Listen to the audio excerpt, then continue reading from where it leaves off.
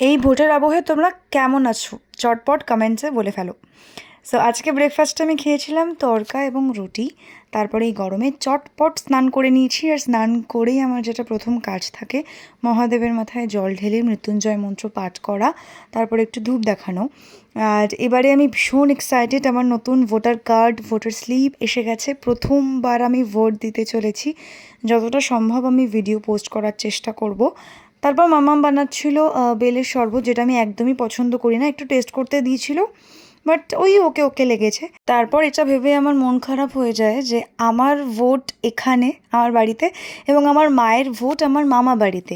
এবার মা কি আমাকে একা রেখে চলে যাবে ভোট দিতে, নাকি আমি মামামের সাথে ভোটের দিনই আগে নিজে ভোট দিয়ে যেতে পারবো, সেটাই এখন আমি দোটানায় পড়ে গেছি।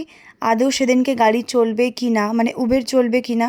মাকে ছাড়া আমি এই 19 বছরে একবারও একা থাকিনি, তো সেই জন্য মনটা ভীষণ খারাপ লাগছিল। কান্নাকাটি করছিলাম বলে মাম্মাম একটা আইসক্রিম খাওয়ালো। সো এইভাবেই কাটলো দিনটা। ভিডিওটা ভালো লাগলে সাবস্ক্রাইব করে দিও।